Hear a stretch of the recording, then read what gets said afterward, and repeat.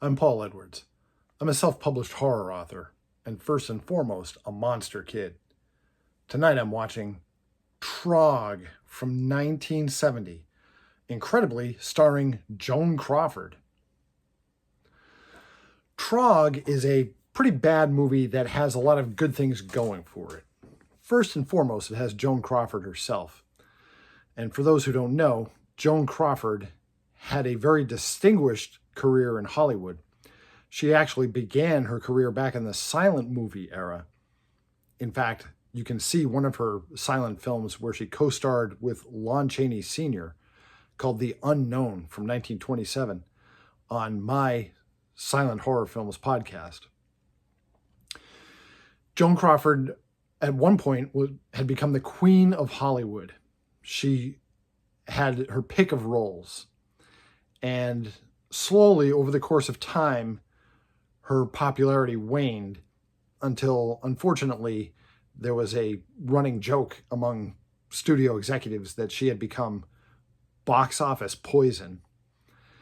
And finally, her career culminated in her starring in this caveman monster movie, Trog, which turned out to be her last film.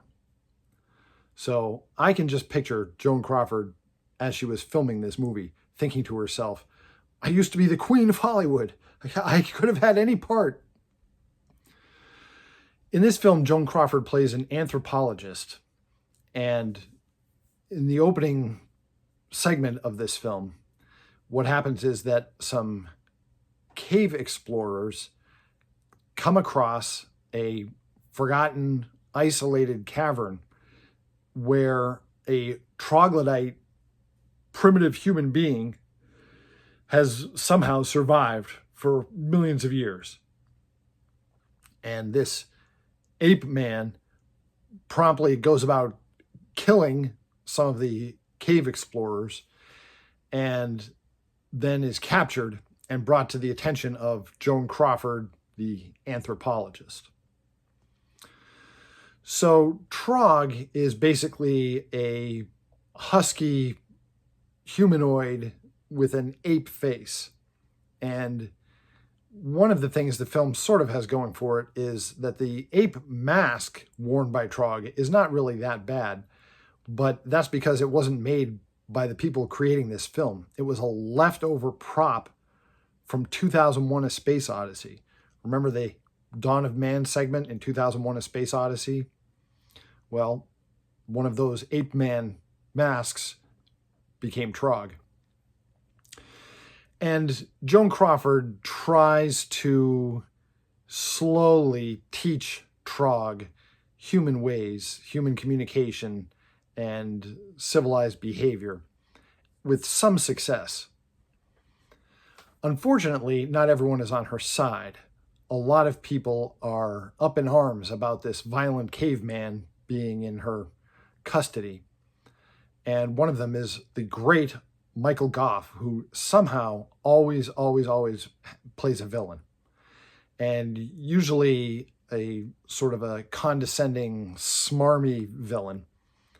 In this particular case, he is a local town father who dislikes the whole idea of a caveman being a human ancestor and can't abide anything to do with Trog. He basically wants to deny Trog's existence and is willing to go, as we see later in the film, is willing to go to just about any lengths to meet that end.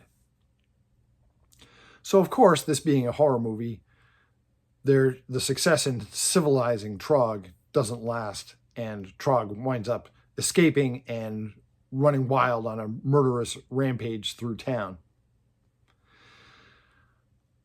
Of course, we can already tell it's not going to end well for Trog.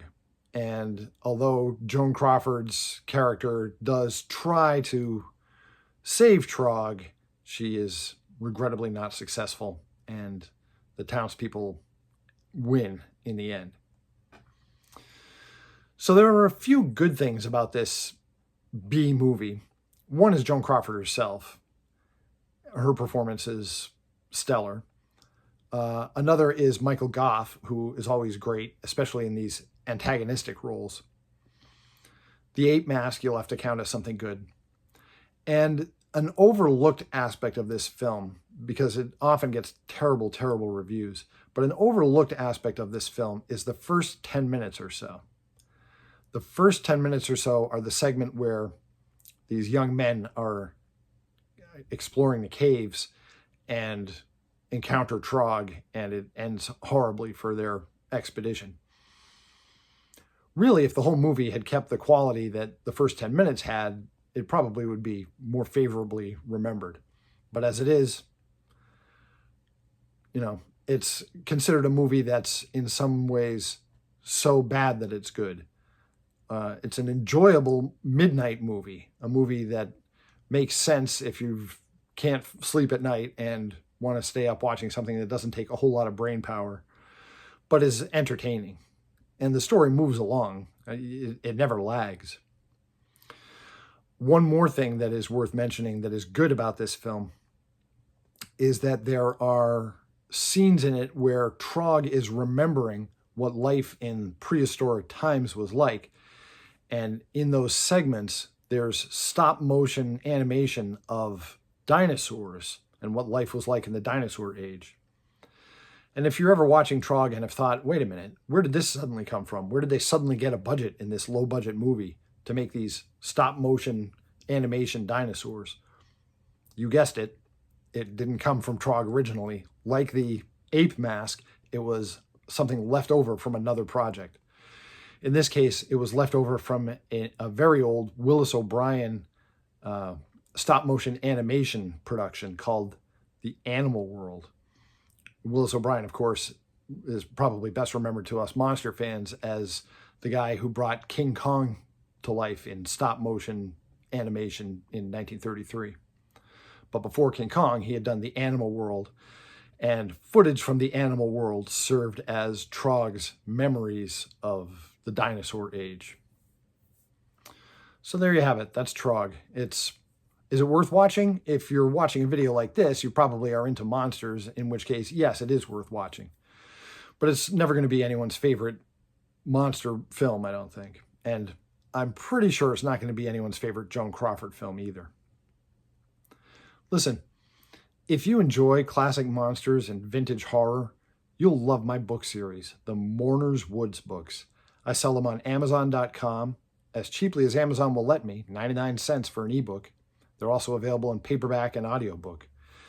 My stories all take place in a haunted forest called Mourner's Woods. And in each novel, there's a completely different cast of characters and a completely new threat out in this haunted wilderness. So check them out. You won't be disappointed. Hey, thanks for spending some time talking with me about Trog from 1970. I'll see you in Mourner's Woods.